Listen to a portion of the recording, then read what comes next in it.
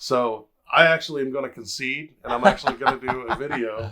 And your video might get released before I do it, but I'm going to put myself in a pink tutu, and I'm going to put pictures of his car up, and I'm going to rock it and dance out.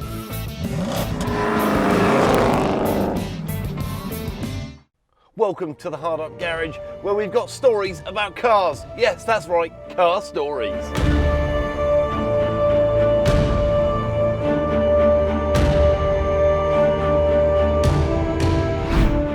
This is the third segment of a long chat I had with my buddy BJ Barger. BJ made a rat rod in just 90 days. They drove in a couple of stages of the 2019 RATICAL Drive Off from Lincoln, Nebraska to the SEMA show in Las Vegas. BJ's vehicle was then displayed at SEMA with others in the competition, including my creation, the NASCharger. So let's go through some of the cool things at SEMA that that you never thought would have happened. Any cool things? Did what happened at SEMA for you? Oh, I don't know. It was a good SEMA this past year because we got into Gauge magazine with the car.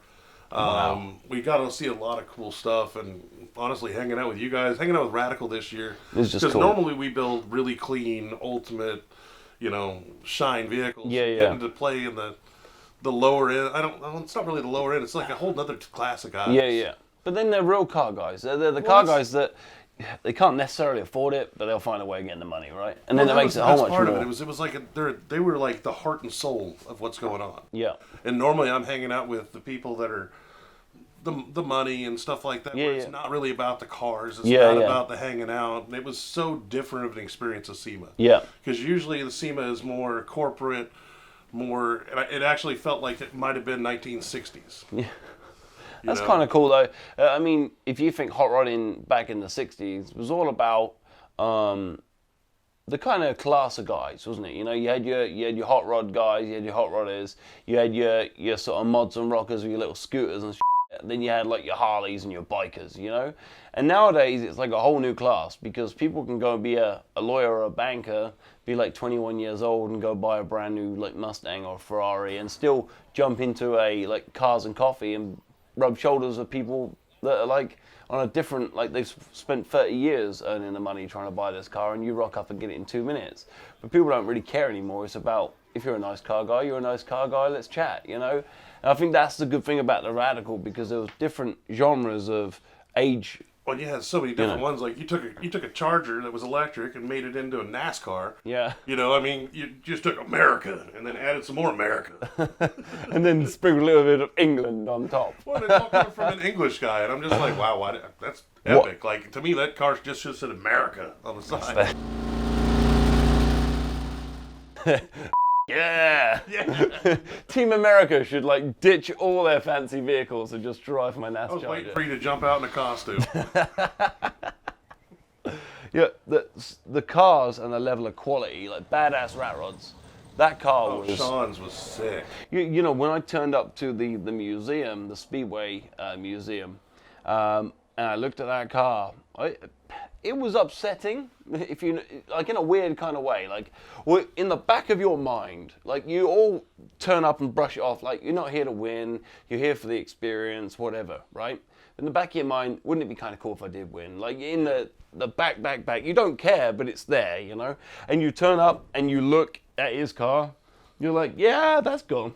I did the same thing because we were sitting there predicting like who's gonna win. And I thought we might have a chance, but we did a 90-day build, so it was like, well, we'll see how creative other people get. And then I saw Sean's car, and I watched him build it. Yeah. But then when you see it up close, like it's a different spectrum of wow, isn't it? He pops the trunk, and you get to see all the crazy fab. Do you see the hinges on his trunk? Yeah. They're like freeway bloomin' fan, and you're like, what? And the seats were one of my favorite bits of that car. I didn't find out it wasn't a real Hemi till like the last day. I was like looking at it and I could see there were valve covers, but the way he mounted them and the brackets he made were just beautiful. Everything he custom built that frame. Yeah. Like everything on that thing was completely hand built, hand crazy. Like we went out and visited him when we went to Florida to go pick up that other car. Yeah. I made sure I went down to go see him and. Like the build he's doing this year is another straight wild one-off. Wow. His furniture in his home is probably the wildest stuff I've ever seen in my life. Wow. The guy is literally crazy. But that's good. But I don't see how Well, I suppose he must be doing other stuff to earn money because... That's what he does for work. Okay. Is he builds crazy stuff out of aluminum and steel. That's so cool, man. But you know what? When he won, I was happy. Like, you took your hat off to him and be like, he deserved to win.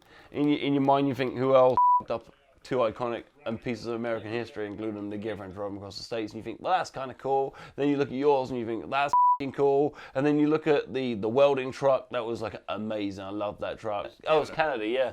And like, Lanny. I don't know who you voted for. Did you vote for anyone? I voted for Sean. Oh, did you? I voted for the Louisiana guys. They got my vote. Mainly, like, Brian and Patrick are going to hate this, but they told me that the votes, you couldn't vote for the people, you had to vote for the car, right? But I think you vote for the car because of the people. Does that make sense? Like, a 6-cylinder with a blower and how freaking cool and how authentic that was to a rat rod.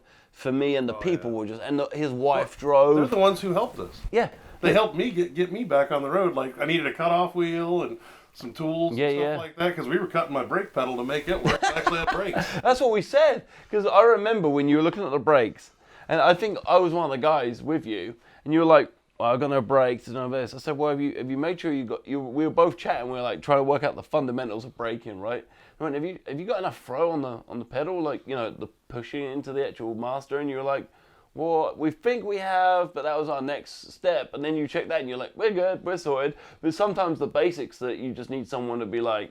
Well, we measured everything and it all appeared measured. And then when we put the floor in, we moved the floor up a bit. So it threw everything off, because instead of being at that angle, it was at that angle. Right, so just touching, just barely. No angle for the dangle. Just a slight cut and a new weld in. What would you do it again? In a heartbeat. Yeah. We're actually already doing it again this year. My dad's doing it this year. Okay, so it's under a different name. Ah, that's so cool, man. Have you seen the Scooby-Doo van they're doing? I have. I like that. That's pretty cool. And he's the guy that built the Hummer. Is that the guy? he is the guy with the Hummer. Hummer. That Hummer was sick. That was really, it's like a Silverado with a Hummer body. That was cool. It was kind of neat just seeing it run down the road, because it didn't exactly look Hummerish and didn't exactly look, I don't know. He backed it up on that mountain behind us when we were filming. It just looked so cool, right? But he's the guy, I believe, that's building the Scooby-Doo wagon.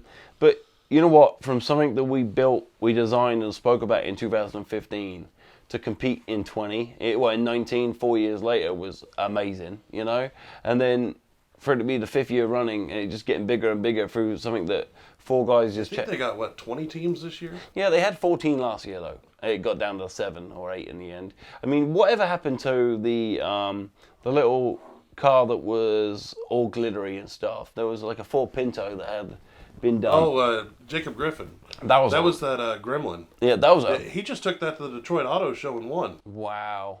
Now that was a piece of artwork, man. I wouldn't say because he didn't do the drive off and stuff, which was a shame, but for a badass ride and to have it associated with us was really cool, Well, I don't know if you know this. Me and him had a little competition in between, and whoever lost was supposed to at SEMA NASCharger be wearing a pink tutu. Oh, really? So I actually am going to concede, and I'm actually going to do a video. And your video might get released before I do it, but I'm going to put myself in a pink tutu, and I'm going to put pictures of his car up, and I'm going to rock it and dance out. 10 out of 10, man. Please go to our channel homepage and click on the playlist to watch more HardUpGarage videos.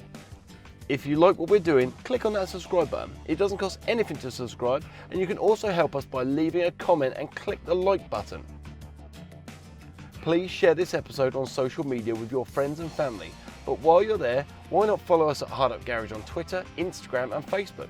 If you follow us on social media, you'll see when we've got brand new videos for you lovely people. And don't forget to visit HardUpGarage.com, where you can get some background on what we do and buy some of our much loved merchandise. Goodbye from Sam from HardUpGarage, and thank you for listening to my lovely car stories about cars.